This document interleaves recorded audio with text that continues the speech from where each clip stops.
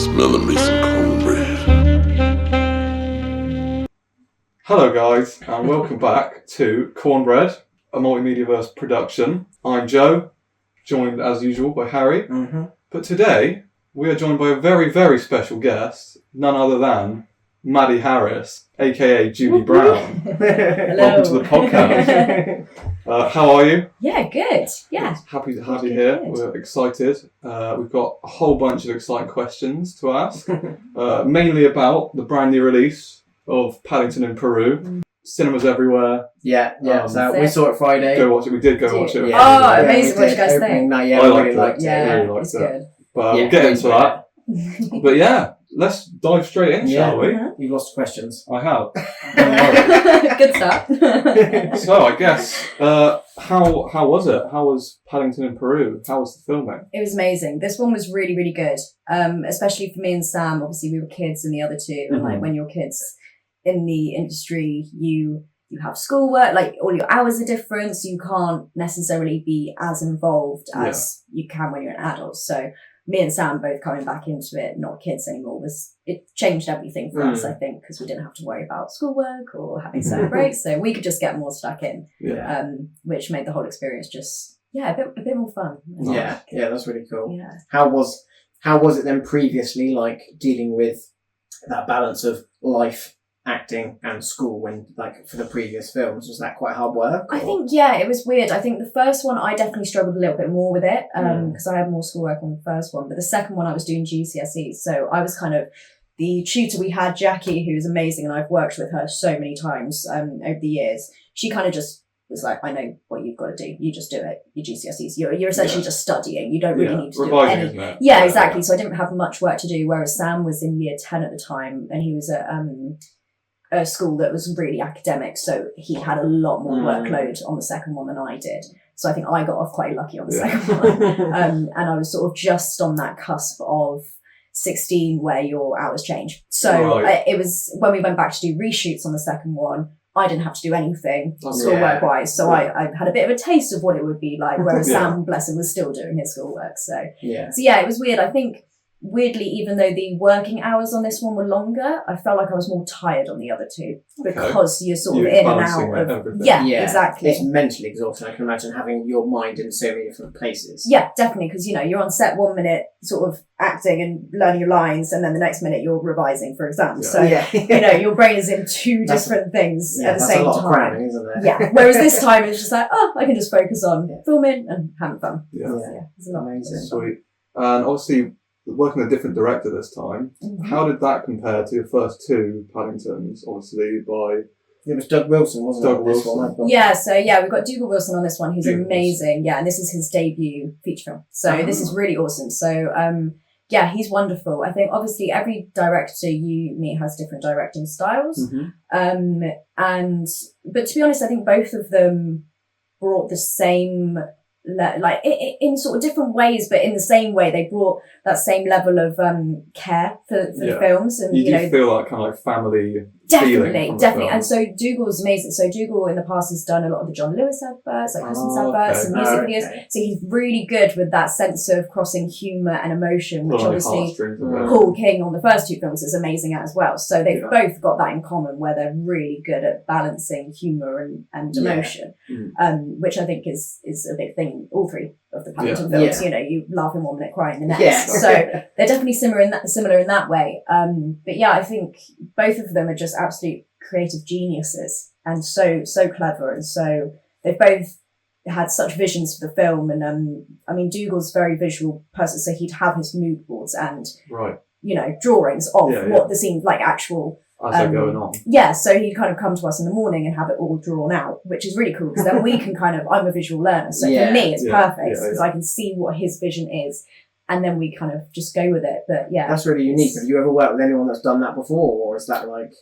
seems like quite a unique thing to do, present like a... Yeah, because you always get storyboard artists, especially with sort of these types of films and animation films, so you always have storyboards drawn, and I can remember seeing them on the other two, because it's all done before production, so they storyboard everything out.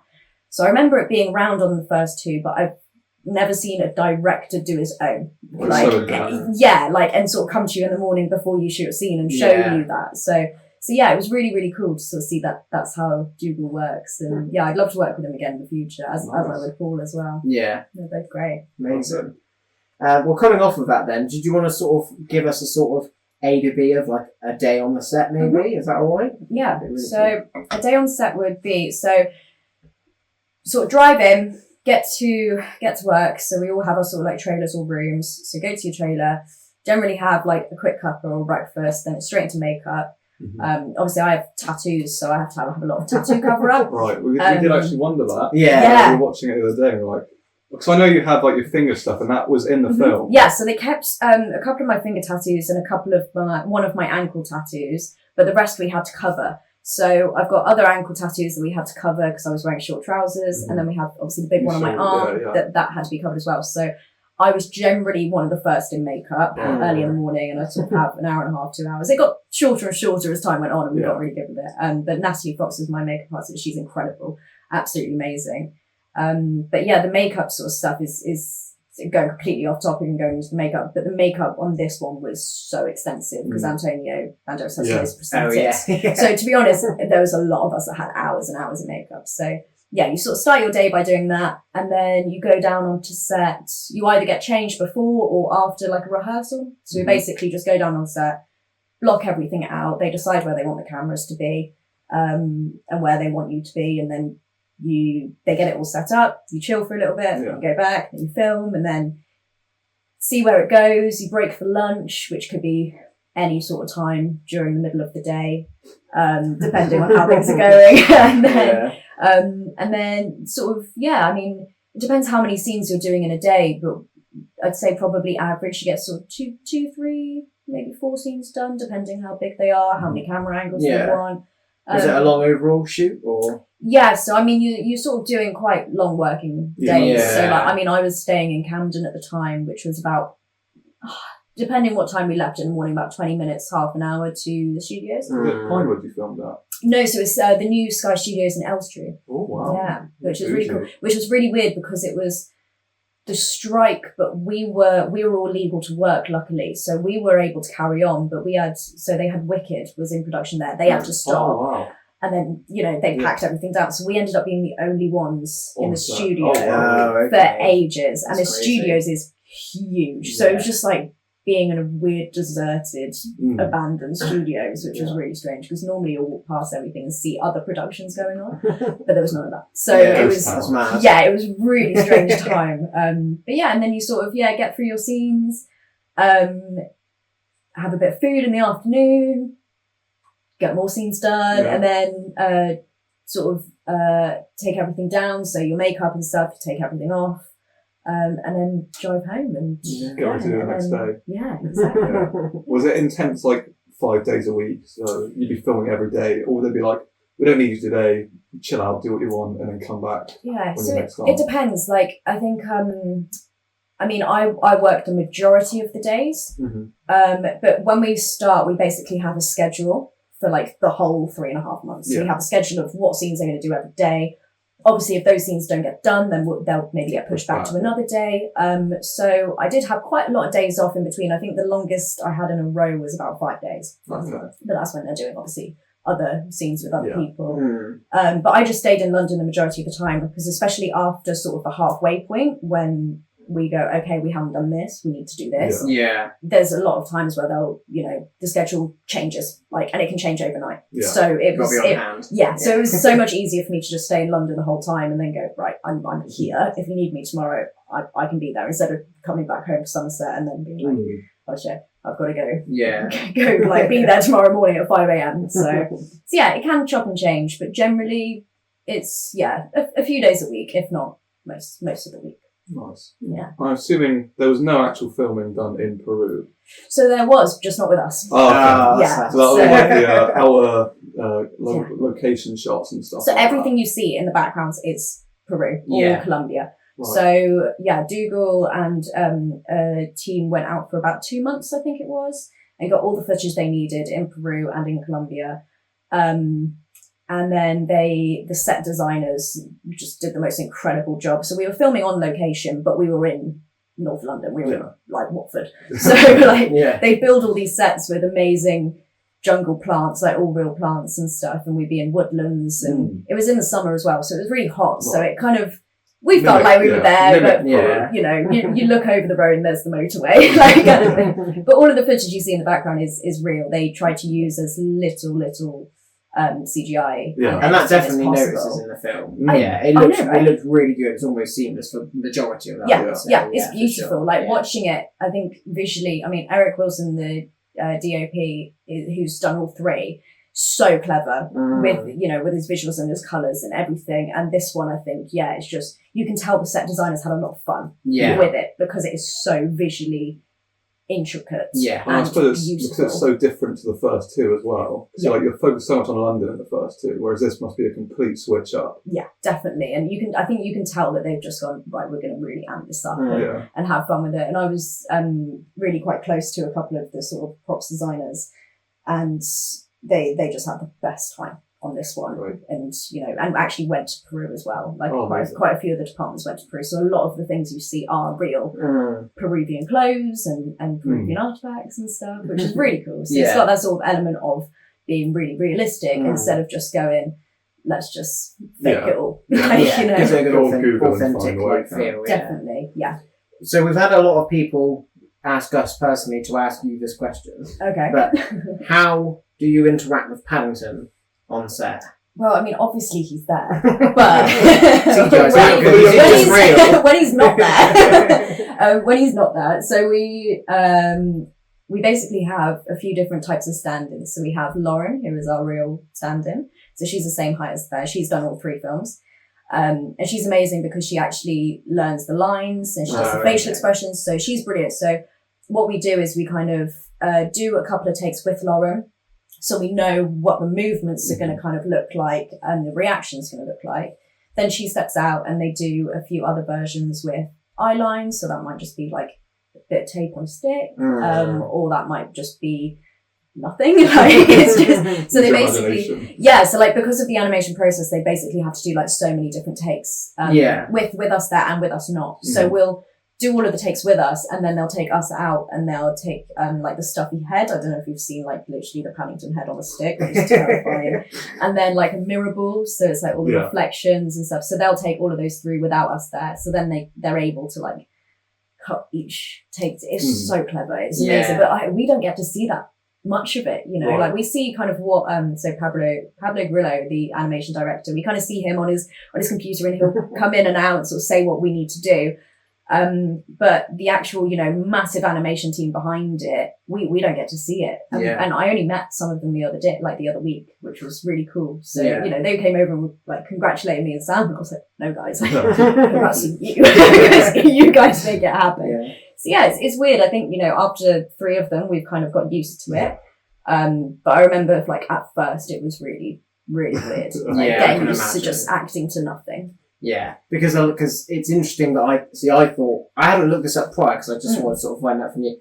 A lot of these films use like the bodysuits, don't they? But this doesn't sound like it's much like that in the sense of all the scenes are someone motion performing. So they have used there's a guy called Javier who does a lot of the exaggerated expressions. So they do work with him, and they've done work with him all through all 3 of the films. And that's basically they'll sort of film Javier doing these extravagant movements. So a lot of the slapstick comedy you see is based on Javier's movements. Oh, okay. But then they also film Ben Wishel. So we do all of our stuff, then Ben records his stuff.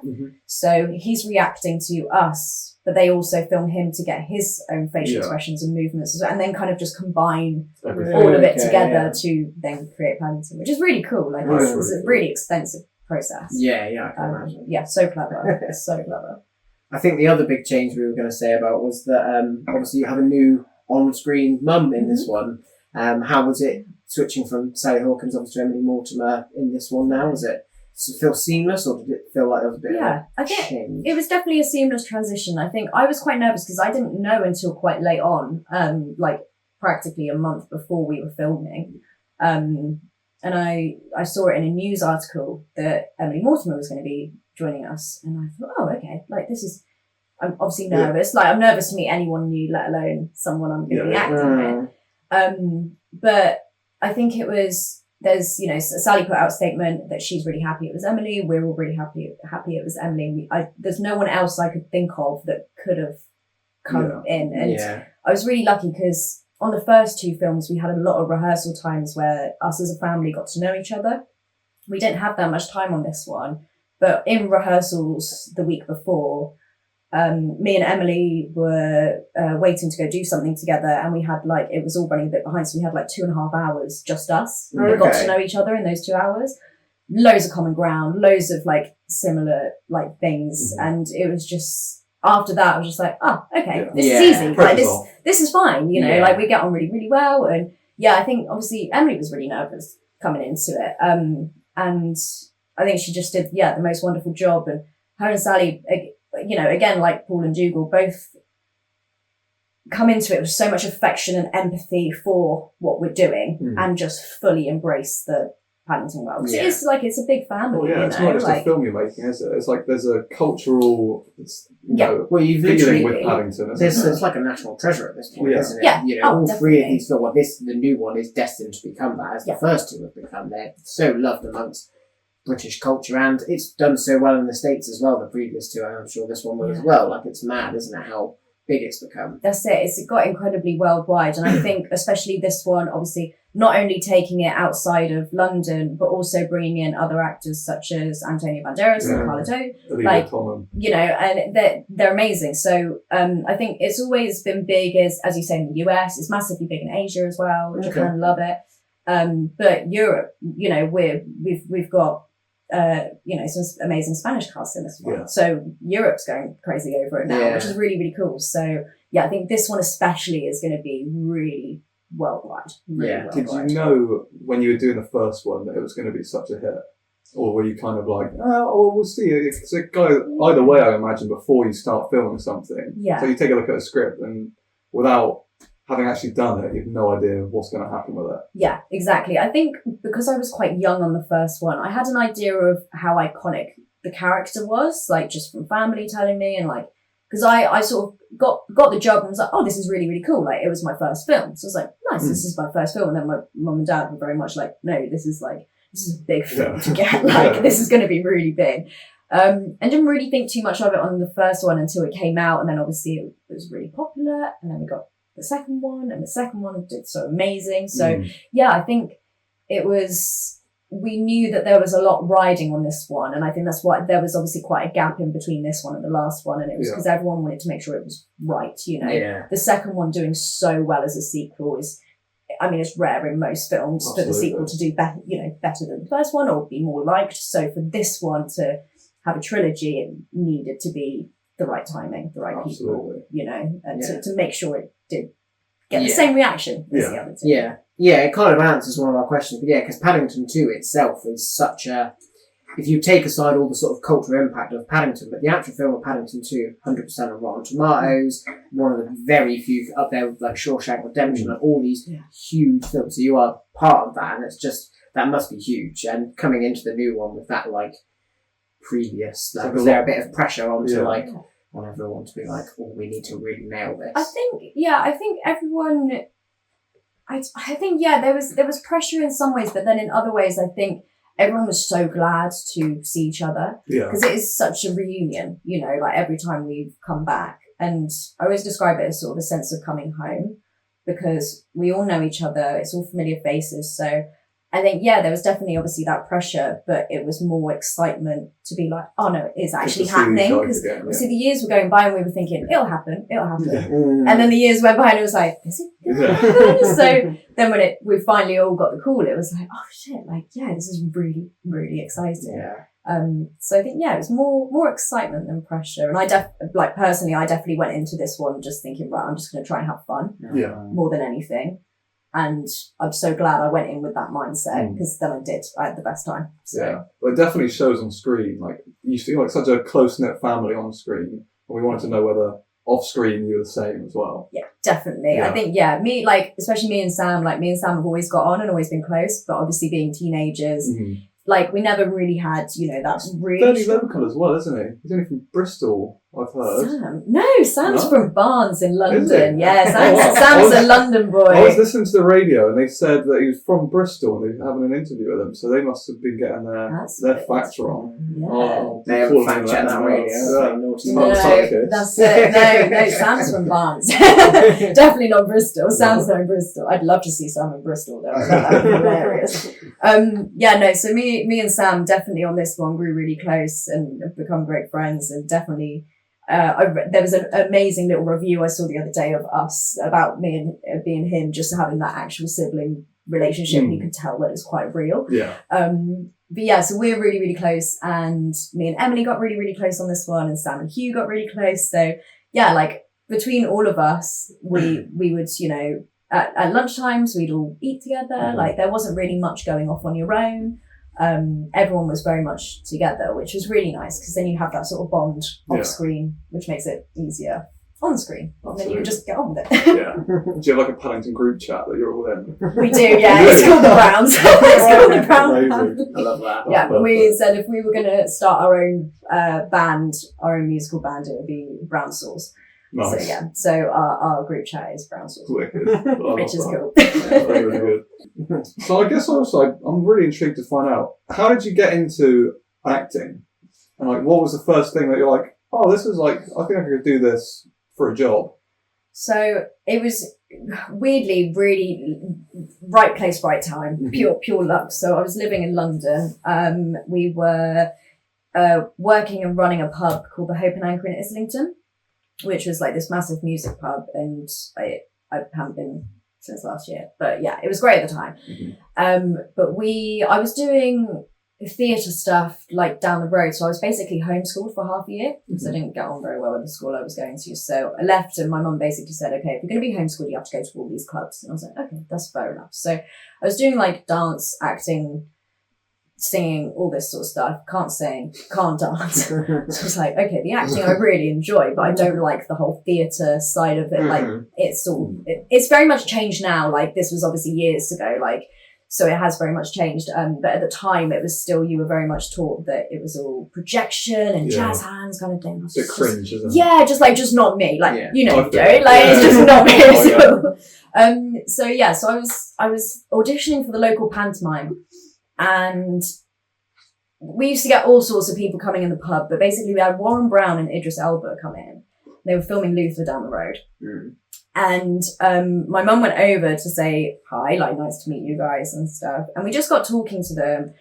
And then I got talking to Idris about all the drama stuff and theatre stuff. Went off and did this audition. Completely fucked it. It was shit. It was awful. Came back, like, feeling really crap.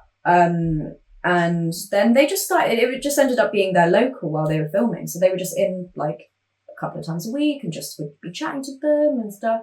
And then sort of mentioned that I wanted to get into the acting side of things, but like more film and TV. Like I wasn't really interested in stage. And then he came in one day and spoke to my dad and said, I want to introduce Maddie to my agent. Like they don't take kids, but let's just organise a meeting and see what happens. Went for this meeting and got signed up, which was amazing because obviously I like went in thinking, okay, they're not taking kids. I was 9 at the time. They don't take kids. I'm not gonna get anything, but they might put me in contact with someone else. But they signed me, which was amazing. Yeah. What an exception to like to have that start to it. Literally, but yeah, purely right place, right time. And then I started going on I had my first audition literally the next day, which was for I'm pretty sure it's for Prometheus. Prometheus? Yeah, it was like, it was something like that. And it was literally just like, I don't even know if it was, but it was just like playing the younger version of something. It was something like that. And obviously didn't get it. But yeah, so I went on, like, had all these auditions, and then my first job was Casualty, and I got hit by a car bonnet. Great. So I did like my own stunts when I was like 10, and like there was a dog and stuff. So I was chuffed with that as my first job. And then just did like all these different like TV sitcoms and stuff, and then eventually got the film and just it wasn't something that I ever expected to like really turn into something. Yeah. But then it kind of did, and was like, this snowballed. This is really cool. And obviously I took time out, like I went to college and did other stuff. So then, coming back into it older, definitely change my opinion on everything a little bit more and change my mindset and think, yeah, actually, no, this is something I would like to pursue and see what happens. Yeah. See what happens. So we potentially could be seeing you on screen again soon. I hope so. Yeah, we hope so. Yeah. Definitely.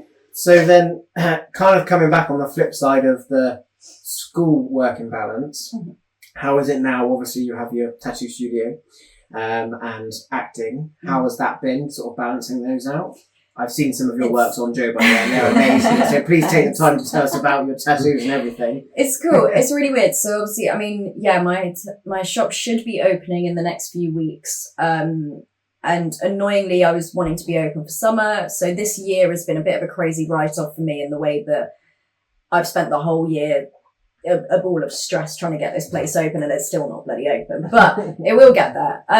It's really weird because I think when I go to London, I'm very much, this is London, this is the acting. And then when I'm back home in Somerset, I'm like, this is Somerset, this is the tattooing. So like, like both are very, very different. But then kind of coming back, and after the week of doing publicity, like the first 2 days, I was just on a massive emotional come down because you don't know when you're going to see these people again as well. Like you don't know if you're going to work together again on another job, like next year, 2 years, you just don't know. Yeah.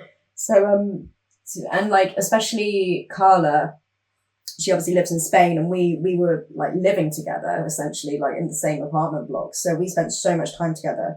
And just not knowing when I'm going to see her again, like I'm like, oh, that's really, really sad. But then it's really good to come home and be like, okay, business head on, like get shit done.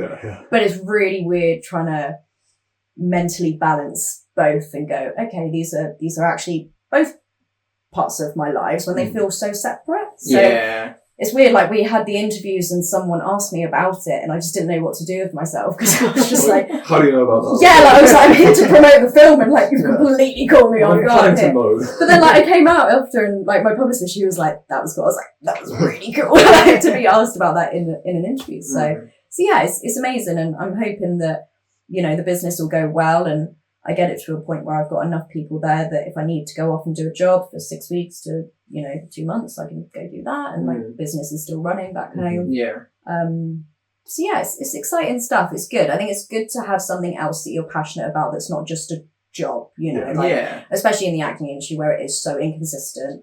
You don't know how many jobs you're going to have a year. You don't know whether you're going to work at all through a year. So it's great having another job, but having passion for that job is almost a hobby. Yeah, exactly. It's so good. Like, and obviously I work in pubs, I work in bars and stuff as well, but which I do enjoy. I do love it. It's a good social, but tattooing is my passion. So to have that business back here at home is nice. It's nice to have both of them. Yeah, I bet. Good. How did you get into the tattooing in the first place? So I did 1 year of college and wanted to get out. So I knew that I wanted to go into tattooing. And really luckily, the guy who I learnt with, Matt Mason, me and his son went to nursery together in primary school. So I knew of him, hadn't seen him for years. But my family said, my mum said, look, if you're going to go into that industry, please go to Matt first, because we know him and I know he'll like look after you and stuff. So went to Matt and said, obviously I'd like an apprenticeship. He said, yeah, I'll be in touch. Came out thinking, okay, if I don't get it, I'll finish my second year of college. If I do get it, I'm gone. Like, get into it. So, and then luckily he rang me and said, yeah, no, you're in. So, it was amazing. He taught me really quite quick. I sort of started in the summer, so I was very much thrown in at the deep end to do little bits and bobs while he was able to do like the bigger work. And I'm so glad I was, because there's a lot of apprenticeships in tattooing where you won't tattoo anything, let alone fake skin, let alone a person, for like 2 years. Wow. Yeah, there's like a lot of, because it's not like a government apprenticeship, there's no real schedule to it. So it just changes artist to artist. Whoever you learn with, you will do it by based their style. Yeah, like how they want to teach you. So I was really lucky with Matt that he taught me really quickly, put me into it straight away, which is great because as I said, I'm a visual learner, I'm a practical learner. So, just being told stuff for 2 years wouldn't have interested me. It wouldn't have held my attention. Yeah. So I was really, really lucky to have learned with him and learned some amazing things. And he taught me all sorts of styles, which is really important as well, because I think, it's great to have one or two styles that you love, like, and I do, like, absolutely. I have a couple of styles I love doing and prefer doing. However, I think it's so important to have skills across most styles because the chances are, especially in more rural areas like Somerset, you can't focus on one style because you don't know who's going to walk through your door. Yeah, exactly. Like if you're in a city where it's quite oversaturated, like you can specialize in one style and do that for your whole career. But styles go in and out of trends. So, you know, you might work in one style that's really popular right now, but then it might die off for a little bit and you might not get as much work. So being taught skills across the majority of styles is something I'm so thankful for, to like learn from someone like him, because I think it means I can apply it to loads of customers instead of just trying to focus on one aspect and then, you know, in 3 years' time that style's gone out of trend. Broad appeal. Yeah, exactly. So I'm massively grateful for him for taking a chance on me, and 5 years later went and did the film, and now I'm opening up your own studio. Yeah, it's awesome. It's really, really cool. Sounds like it's all working out really well. Yeah, in theory. On paper it's great. On paper it's great. Yeah, nice. So I was going to ask, obviously you've worked with a lot of, I would say, British greats, like in terms of in what you've worked in. Is there anyone that you'd like desperate to work with again, or someone you haven't worked with and you were like, I really want to work with them? I think, to be fair, I'd love to work with Greg Davies again, because obviously it was years ago, and I mean that was one of the best experiences ever, was working with Rick Mail. Like comedic legend, you know. You're Rick Mail? Yeah. What was that on? On Man Down. Because he played Greg's dad. Oh my god, I didn't realise. And honestly, that was just like unreal. Yeah, he is a bit of a legend. Unreal, yeah. And, you know, I remember we were filming the second film when he passed away. And it just broke me and my family, because he was just such a wonderful person to not only act with, but just to talk with. He was incredible. You could feel that from whatever he was in. He's just amazing, absolutely amazing. So I think I'll always be thankful for Greg for that opportunity, but I'd also love to work with Greg again, because he is such a great person to work with. So funny, so great. And obviously, it's been years since I've seen him and worked with him, so I'd love to work with Greg again. And I think I'd love to work with Emily Mortimer again, and Sally. I think, you know, both of them I grew so close to. And we were doing interviews the other day where me and Emily, we looked so similar, and someone said, you guys just need to play mother and daughter in every role you do. So if there's anything where there's a mother and daughter, or like an older, younger version, happy days. There's so many. So many people I've worked with that I'd happily work with again. It's like one of my personal favourites, because I'm a massive fan of Peep Show. It's Olivia Colman. Yeah. What was she like? She's amazing. She's so funny. Right potty mouth, which I love, because I am as well. I've heard this. Yeah, which is great, because you just know that you can say anything to her and she'll take it how you mean it. Like, you know, she's just such a laugh. And I adore Olivia. I think she's wonderful, and she's just so much. She just walks in a room and she's just hilarious, brings so much energy in. And her and Judy Walters together, oh my god, just comedic genius, the two of them, like on set and off set. Like, they are just hilarious, so good. And they were like some of the scenes I was most looking forward to, because you can just, even reading the script, you can imagine Olivia and Judy both like doing it. It's just so good. Yeah, they had a good chunk of the film together, didn't they? In the retirement home for bears. And we both loved it, but we got to the bit at the end of the film with Judy Walters, and in the rave set, and he could not stop laughing. He was like, I've got to try, he just could not stop. I'm crying. It completely took me aback. It was a great song choice. It was genius. It was one of those reading it that like a few people were kind of going, is that gonna work? Is that like too much? Is that like too cringy? Is it too like, but actually perfect. Once they filmed it, everyone's like, it's perfect. It's so I think it's my favourite part of the film. It's amazing. It's so good. And I love that she just stays. I love that she's there still to fix everything. It's so cool.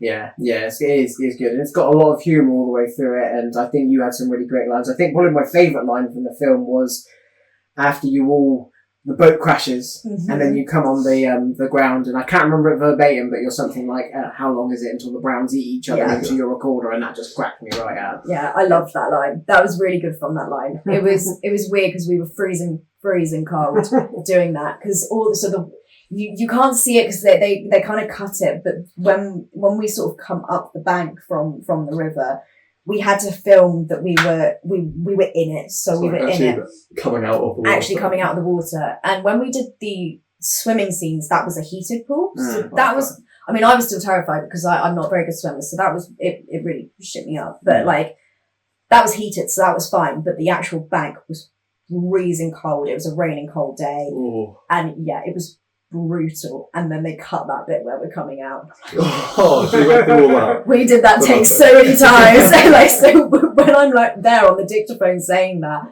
like, it's half a real like real reaction. I will eat one of these people. Yeah, like, this is freezing cold and I'm tired and wet. Like, yeah, and then if we didn't look like wet enough, they'd come and spray us down. So it's like, even when we were done with the like crawling out of the bank, when we were stood talking, they'd come and like drying up a bit. Like, yeah, they'd come and spray us down. So you'd like be there like, when the spray got water. Yeah, but they loved it. The costume girls, they loved it. Yeah, they thought it was hilarious. It's like, yeah, you guys are all warm in your coats. So I guess a big question then is, Paddington 4, likely or not likely, or have you can you tell us anything? I don't know anything for certain, but I think a lot of us would say we'd love to. Like, especially we were asked in a couple of the interviews, and me and Sam especially said, yeah, we'd be all over it. I think everyone would jump at it. It's just a case of like waiting for a script to be written. Yeah, I think waiting for. I mean, obviously, there's so many of the original stories that Michael Bond, the original author, created. So I think they can. It's kind of endless possibilities of what they can do, really. Which is really, really cool. But then it also means that I can't predict what they'll do. Yeah. Like, who knows? Got to strap in and just trust them. Yeah, exactly. And I do, like, wholeheartedly, like, completely trust them to just, If they've got a good story, we'll go for it. I'm happy to jump in. So yeah, I'd love to do a fourth one. Absolutely love to do a fourth one. I mean, the stories are timeless, so it seems like something that could almost just go on kind of indefinitely. The James Bond. Yeah. It's never not going to be relevant, is it? This story of, Paddington coming to England, finding a family, and it's just wholesome, isn't it? Yeah. It's just never It's not relatable as well. Yeah, exactly. Yeah, it's absolutely. never not going to be important to British culture. Yeah, this is the thing, and you're right. It's so timeless. I mean, obviously, it's been around for nearly 70 years. Like, so it's crossed so many generations, and it will continue to do so the more the films are made. And I think, especially for our generation, we're not people that necessarily grew up with Paddington. No. So to have these films come out more for our generation, like our friend Georgie, like, it's her comfort film. She if she's upset, she'll watch all of them. Like, she loves it, and she's our age, So I think it's really cool to see, like, not only is it hitting the sort of generation that grew up with it, the generation that didn't grow up with, and then the younger generation that are now growing up with it. Like, it's really cool. It's really, really it transcends all ages. Completely. Yeah, completely. So yeah, you're right. Like, it is completely timeless. It could just be never ending. Yeah. Which is fine. It works for us. So. I was thinking, so aside from like Paddington, then is there a franchise that you'd like to crack into? Obviously, things like Star Wars, Game of Thrones, they're very British sort of based. Is there anything like that, or that you'd like to get into? I think, I don't know. I mean, I was always a bit of a comic nerd when I was a kid, and it was always more DC for me. Mm-hmm. So I think, like, I don't know, because there's a lot of characters that I probably would have wanted to have done, but have been done so many times now. One for me that I managed to do, which was really lucky, was Being Human. That was something I grew up with and was able to do that. So I'm like, that one's ticked off the list. Yeah. That was great. Yeah, something DC I'd like to do. But I definitely like playing, I think in Paddington, like, my character's quite slick, quite, quite, I don't want to say normal, but just like quite well behaved. She's not too sort of crazy. Whereas a lot of my other roles have been absolute little bitches, and I love that. It's so much fun. So I kind of like the idea of playing a villain. Tap into the wild side. Yeah, exactly. Yeah, something comic-y. So yeah, definitely like a villain of some sort, but like proper characters. I like playing real characters. So yeah, something like that would be quite fun. Really quite fun. Yeah, that'd be really cool. Well, we'll fingers crossed for you. Yeah, Something like that's that goes up awesome. for sure. Do you have any? I think I've gone through my questions. Do you have anything Have else? you? Oh yeah. What was your favourite Paddington to work on? Oh yeah.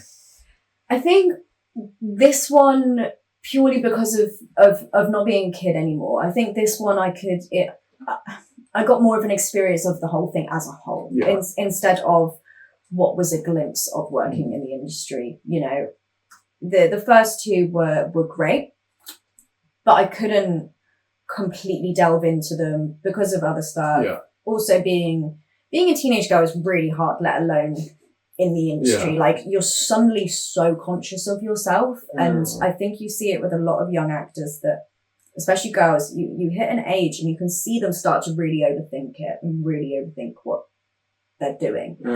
So I think coming back into this one as an adult and going, do you know what? Fuck it, I'm just going to have fun and see what happens.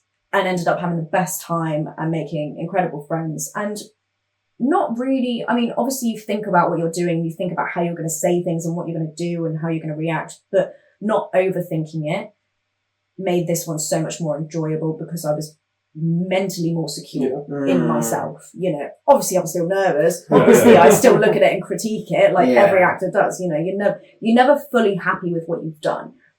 But compared to the other two, I was so much more comfortable with it. So yeah, I think this one as a personal experience was just a lot more enjoyable for me. And also just being able to go out in the evenings, do you know what I mean? Have a drink with people and like go do days out and stuff as a cast or with other crew members, like was really nice, whereas I didn't have that opportunity as a kid. So yeah, this one for sure. Yeah. As a whole experience was more enjoyable. Fantastic. Amazing. Yeah, that's really cool. Another one that I had written down was there anything that you've auditioned for over the years that you kind of kicking yourself that you didn't get now? I think, I don't know. I haven't done like auditions as an adult for a long time. It's been a long time since I've done auditions. I can remember one as a kid when it was something, and I can't even remember the name for it, but it was like, I was really young. I must have been about 11 or 12, and it was playing a kid that was about 14. And it was a really heavy film, like really hard hitting. There was a lot of quite touchy subjects, but it was a great character. And I remember learning everything as much as I could and really, really wanted it because I wanted to do something quite gritty. But in a lot of these types of things where you do have quite gritty films, if you see a kid in the film, chances are they're actually a lot older. Because they want someone older to play younger because emotional maturity. Exactly, to be able to handle what the topics of the film are. Yeah. Obviously, I was younger going for older. Didn't get it. No. And I remember getting really, really upset. And I hadn't been auditioning for long. I hadn't been acting for long. So the rejection was still quite fresh in terms of I was still learning how to handle the rejection because a lot of auditions you just don't hear back. You just won't hear anything because they audition hundreds, so you just won't hear anything. Whereas that one they did actually call and say, "We're really sorry, you don't have it." But that almost made it worse because then you really overthink it. And I remember being really little and being like, "Yeah, that really, really upset me." But then I look back at it now and I think, "Well, yeah, of course they didn't give it to you because this girl was going through some shit in this film and you were like 11, 12, you know, of course they're going to employ someone that's 16, 17, 18 that they can make look younger to deal with those things because you're obviously a little bit more emotionally mature and also you're an adult in the industry over 16. So they don't have to worry about your schoolwork. They don't have to. So having a really emotionally heavy film, you don't want to be doing your schoolwork. You don't want to be doing all of that. So I think definitely when you hit over 18 and you're kind of early 20s for actors, I think it's a really good age because you're at that good age where you can play younger and older. So the chances are those grittier films that you are really interested in coming back around. will start coming back around. But yeah, that's the only one I can really think of. There's a lot of auditions that I just didn't get. But you just don't hear anything and you get used to it. Yeah. Yeah, you learn the rejection. It's a savage industry, I'm sure. Yeah. Definitely. Lovely. Right, well, how are we feeling? We hit 45 minutes. Lovely. We've got a wrap-up question. We have got a wrap-up question. Nice. So, we're going to, hopefully, when we have more guests, but you're the first, we're going to ask this to everyone. What was your favourite film, your favourite TV programme, and if you play any games, what's your favourite game? And why? And why? Oh, okay. That's really tricky. So, favourite film.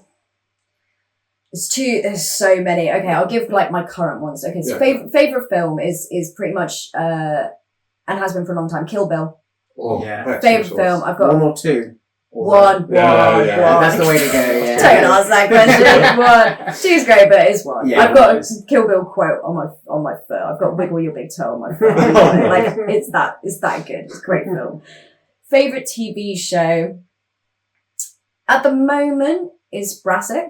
Got really into that. I watched 2 seasons of it. I was staying with my friend while I was away doing publicity, and I watched 2 seasons with it within 5 days because I thought it was just amazing.